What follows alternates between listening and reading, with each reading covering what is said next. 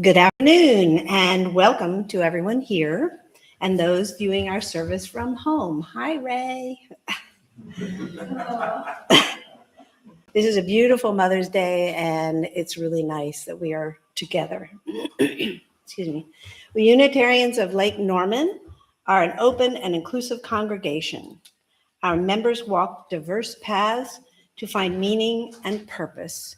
But we are united in our belief in the inherent worth and dignity of all people, and by the responsibility to express our faith through acts of justice and compassion. My name is Andy Smith, and I have been an active member of this congregation since last August, and a former member of a UU congregation in New Jersey. Today, Reverend Pat will speak to us about Mother's Day and do we want to follow the sages? Since a sage is defined as one venerated for experience, judgment, and wisdom, perhaps Reverend Pat will advise us to follow mothers. Could we be the ultimate sage in a person's life? We'll find out. We start our services and other activities by lighting a candle inside a chalice and speaking words that call us to that occasion. Please join me in saying today's chalice lighting words, which are in your order of service. We light this flaming chalice to illuminate the world we see. In our search for truth, may we be just. In our search for justice, may we be loving and loving. And in loving, may we find peace. Reverend Pat has opening words.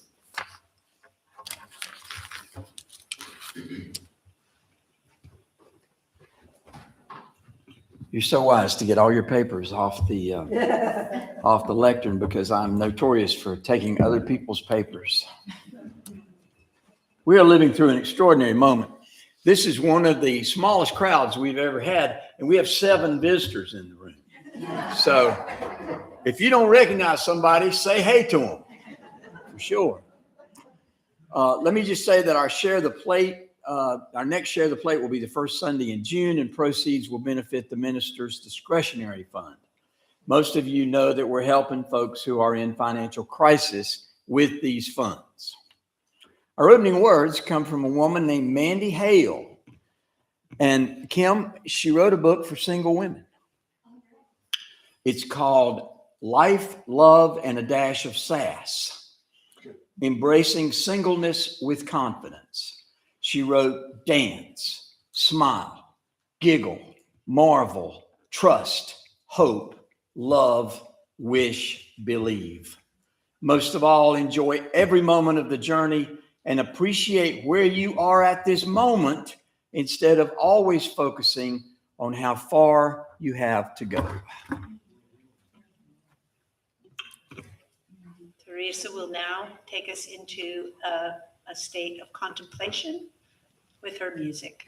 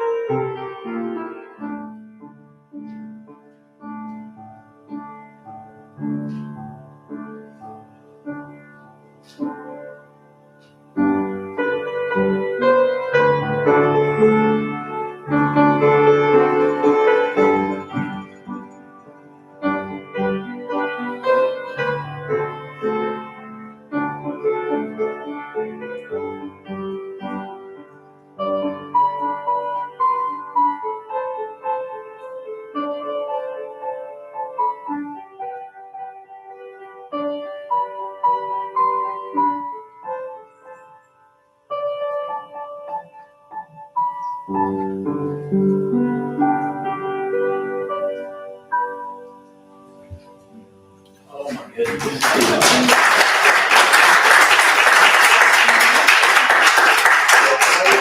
Thank you, Teresa. I'm sure that many mothers here, along with me, sang those exact lullabies to our children. Some of the fathers too. Yeah, absolutely. Jane Pope has a song for us. She made the mistake of saying whenever last night.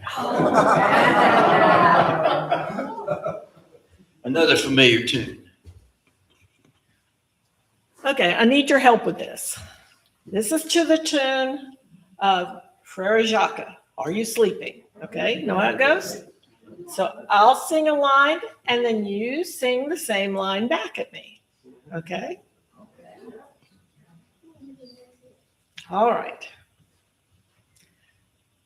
We love questions. We love questions. How about you? How about you? Doubt is not the enemy. Doubt is not the enemy. At you. At you. Seekers, finders. Seekers, finders. Atheists too. Atheists too. Everyone is welcome. Everyone is welcome. At you. At you. Fight for justice. Fight for justice. Freedom too. Freedom too. We even free the doggies. Even free the doggies. At you. At you. Learn compassion. Learn compassion. Kindness too. Kindness too. Let's create a better world. Let's create a better world. At you. At you.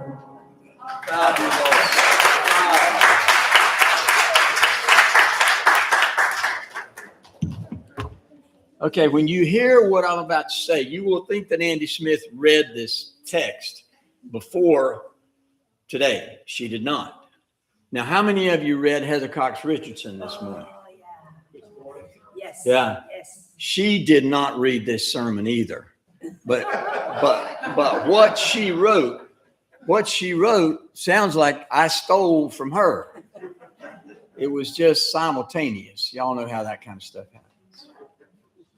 Belief is a powerful thing, although sometimes misplaced in the world of facts and fact checking.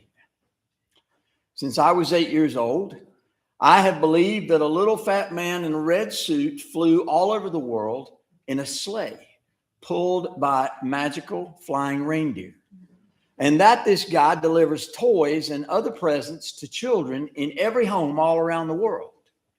That belief was questioned when I was a very young boy, and I went to my mother, and she said, when you stop believing in Santa Claus, he stops coming. In my memory and experience, I have never stopped believing, and he has never stopped coming.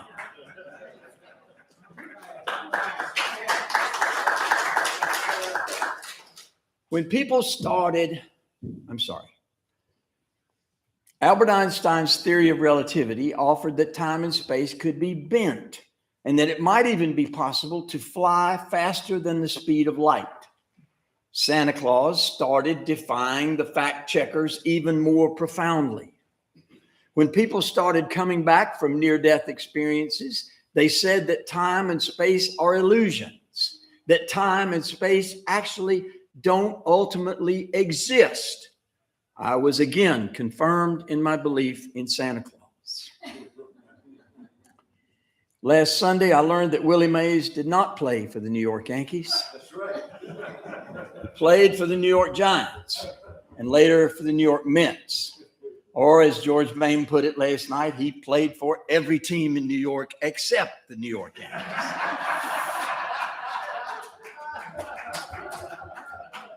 He also did not say, fellas, you gotta believe. Those words were uttered instead by a player for the Mets in 1973, whose name was Tug McGraw. I am ashamed, verklempt, overwhelmed with embarrassment for saying something different on two different occasions.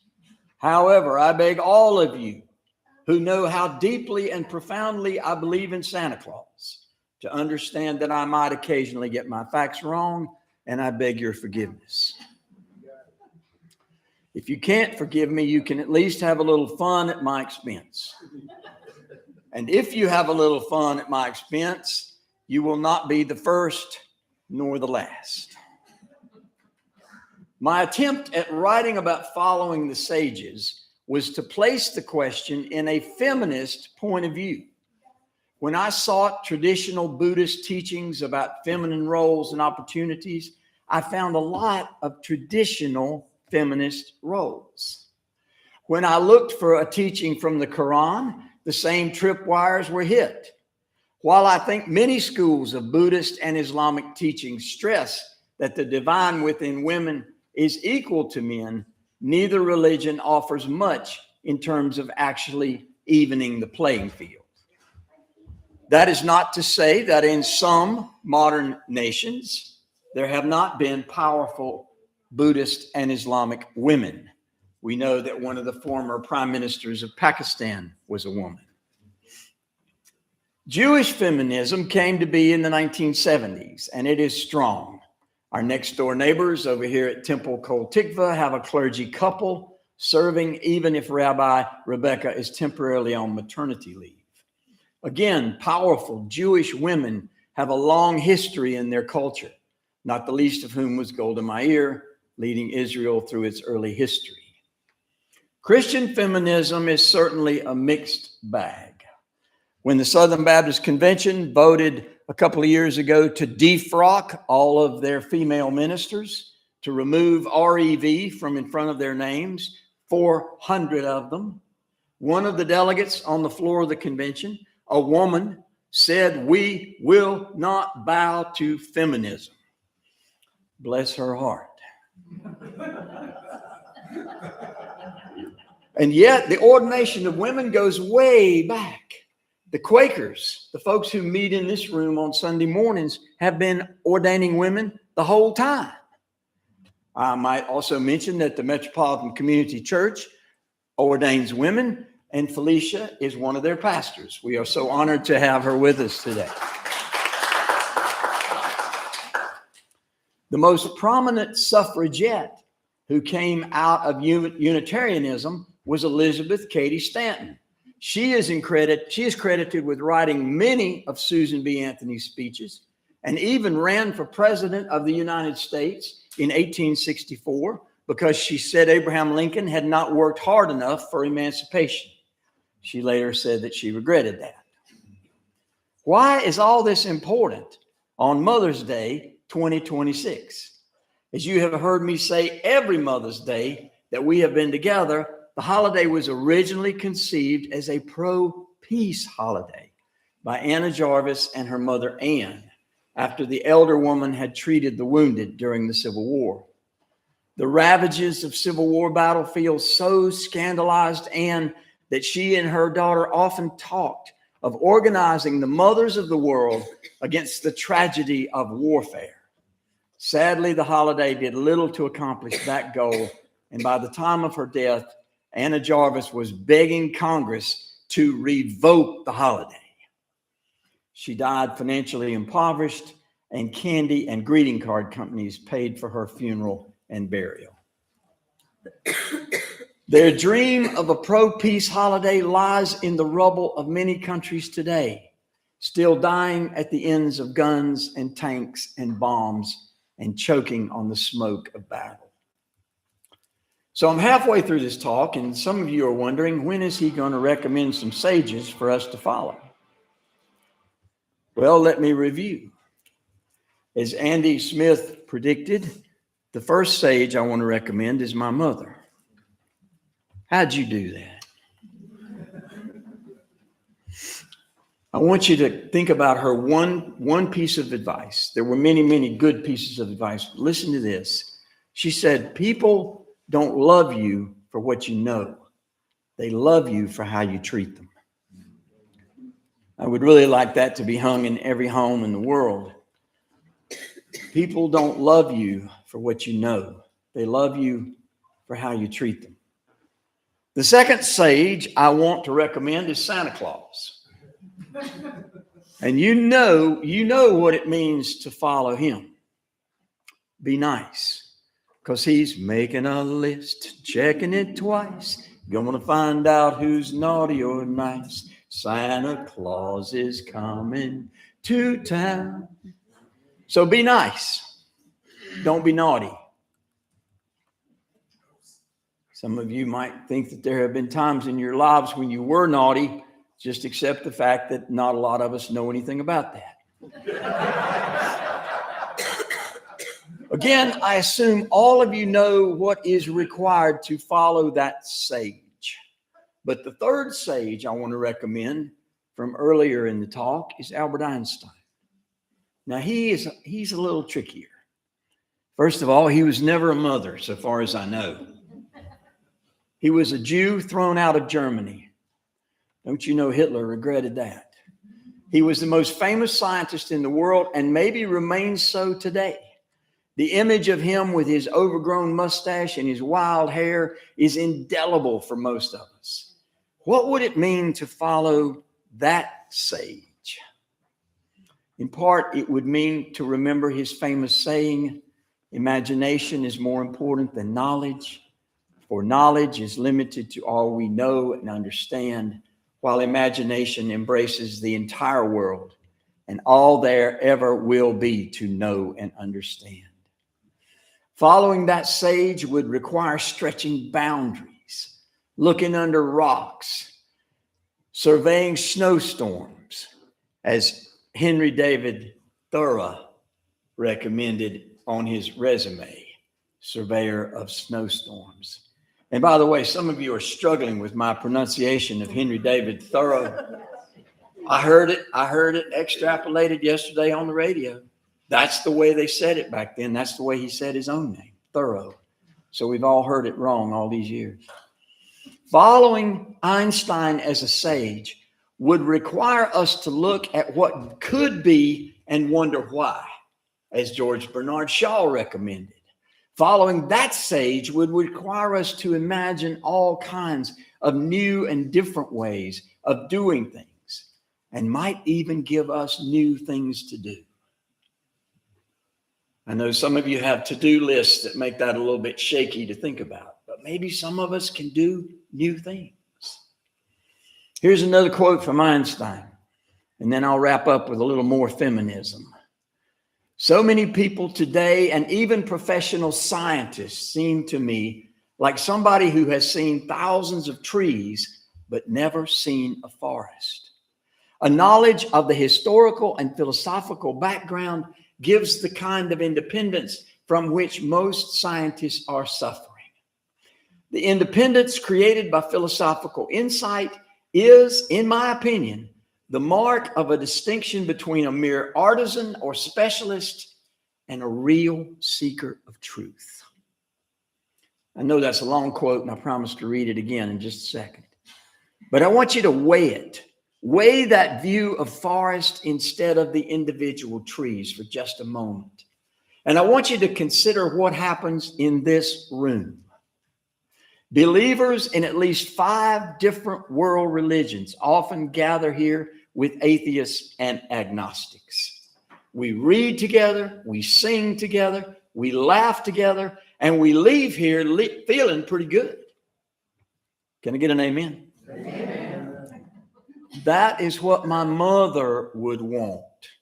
She would want us to read together and sing together and be together, greet each other, have Jim Price hug us.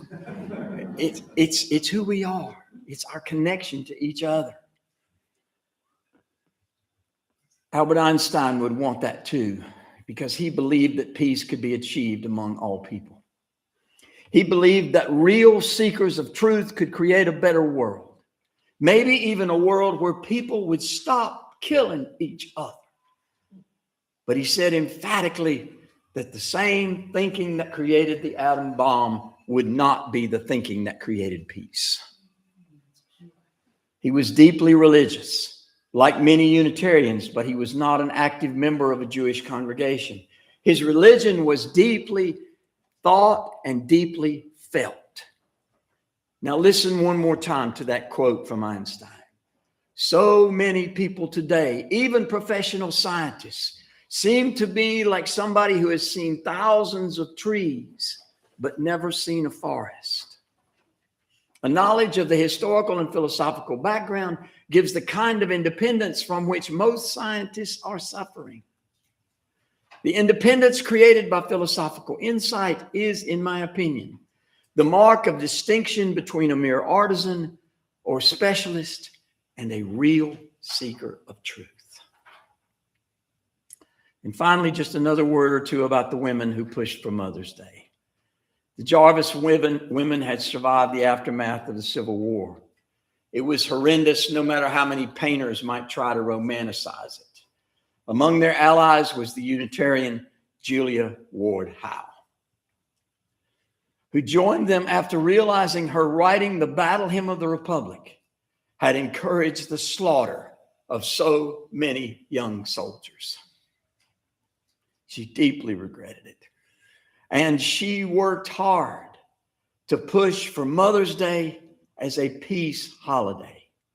Although her efforts failed, we can take pride in her being part of, in our being part of her Unitarian tradition, that peace is a good thing. The Beatles sang it so well. All we are asking is give peace a chance. But the depth of her commitment, her passion, and use of language is found in a phrase from the second verse of her song. Oh, be swift, my soul, to answer. Be jubilant, my feet. So many times in our tradition of responding to need, we have done just that. We have been swift to answer. And although we might not use her words, our feet have been jubilant. We have been swift to answer. And although we might not use her words, our feet have been jubilant. May it always be so.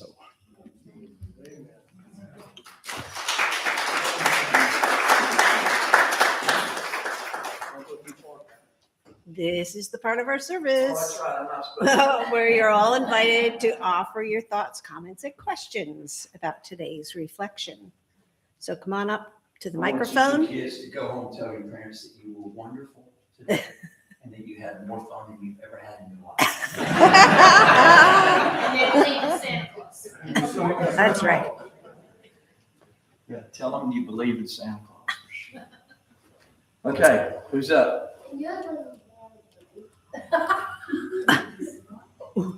What did he say? He said yours was a long one. Not as long as some. Sorry. It's okay. I have a thought. Oh, okay. Okay. I did read some of Heather Cox Richardson's this morning also, and I was like, oh, I hope you say something. And you did. Yay. You should have called me. We could talk. Yeah. I know that Mother's Day for some can be a difficult day. Yes. And I think that this congregation sometimes can be a part of replacing what was missed maybe in your own life with your mother. Some of us were very fortunate with who our mothers were and how they treated us, myself included. Others were not. And so that's something to recognize that, yeah. Thank you. Thank you for that. That's important.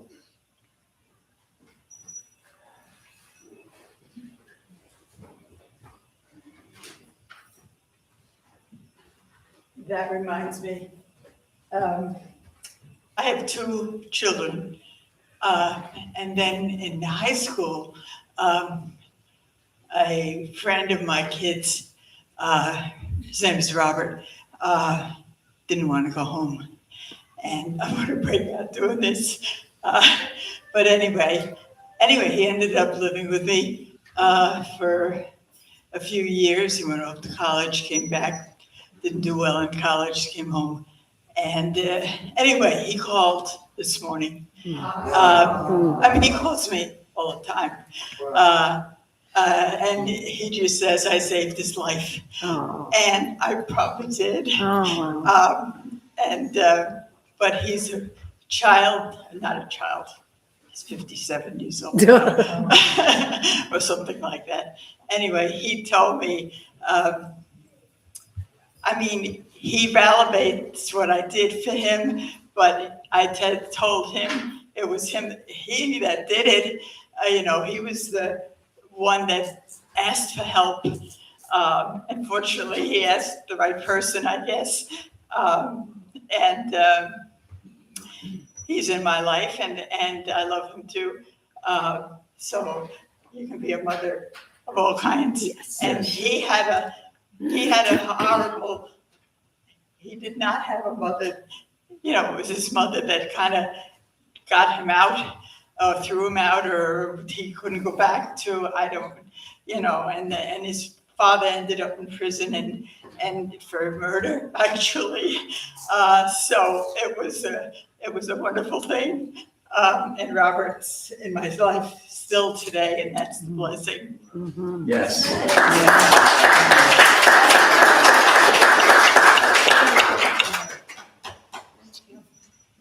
I guess I'll have to stand up then.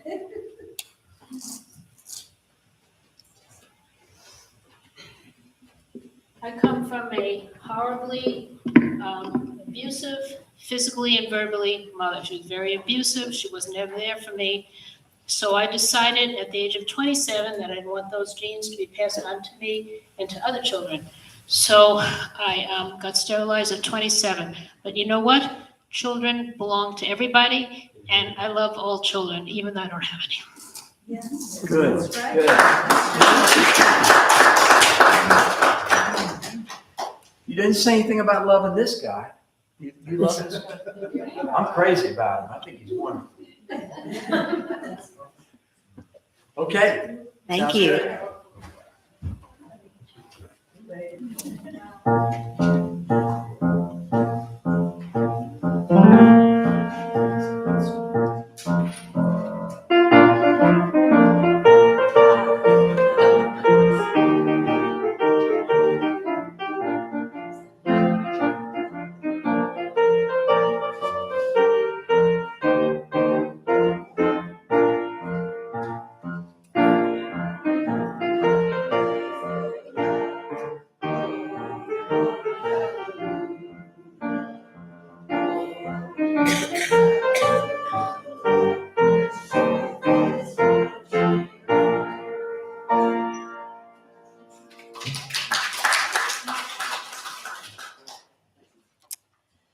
This fellowship is important to all of us. Contributions allow us to sustain and expand our congregation and to reach out to our community, both nearby and in the larger world. Thus, your giving affirms our commitments to each other and to the community. If viewers at home wish to contribute, you can switch briefly to the main page of our website and just click on the donate button.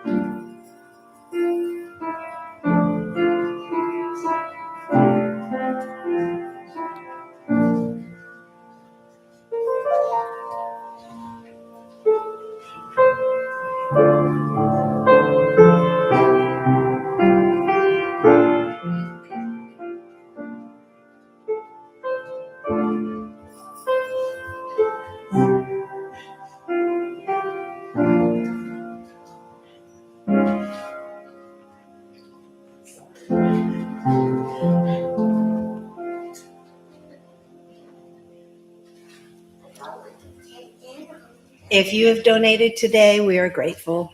May these gifts encourage us to live lives of integrity, compassion, and peace.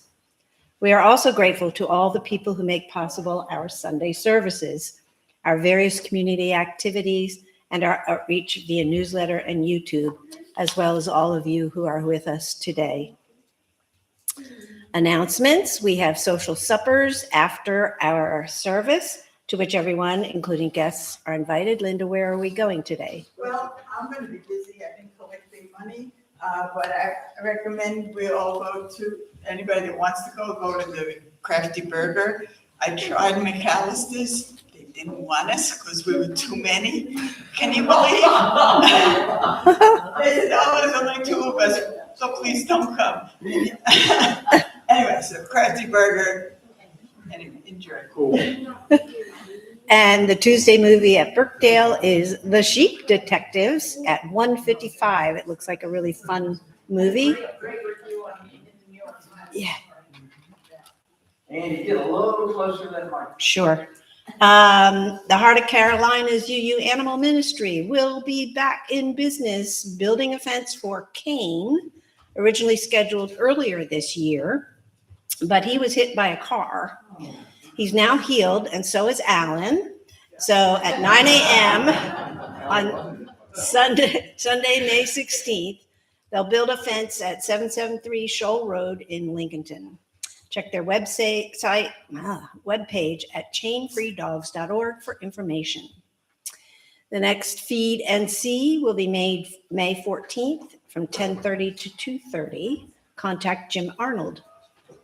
Our next quarterly North Carolina litter pickup on Concord Road in Davidson will be Saturday, May 23rd at 9:30 a.m.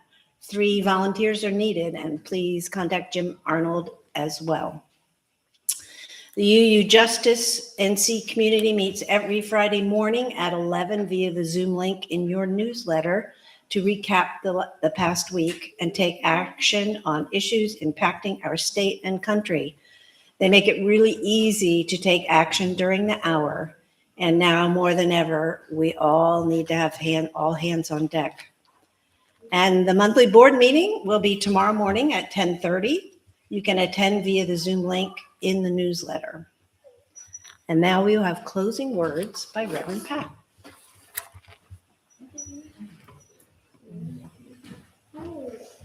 In her great desire to see the world live in peace, Julia Ward Howe wrote these words.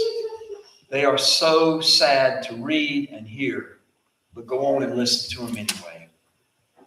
We will not have great questions decided by irrelevant agencies. Our husbands will not come to us reeking with carnage for caresses and applause. Our sons shall not be taken from us to unlearn all that we have been able to teach them of charity, mercy, and patience. We, the women of our country, will be too tender of those of another country to allow our sons to be trained to injure theirs.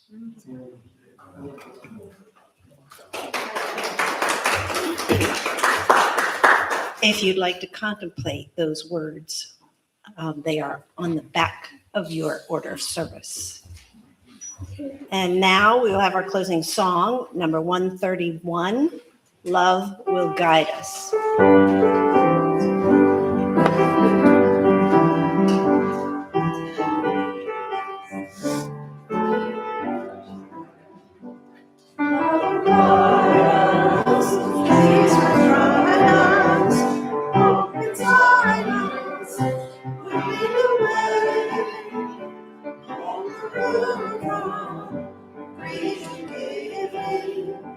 Love will guide us through the hard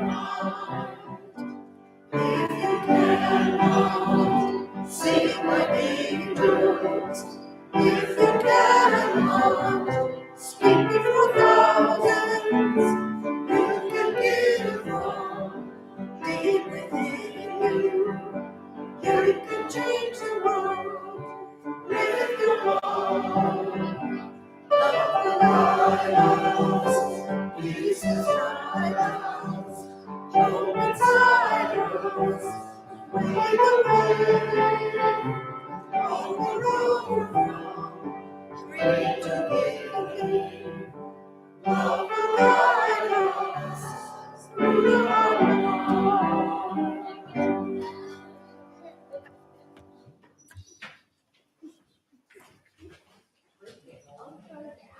We close our services by extinguishing the light in the chalice and saying the words in your order of service.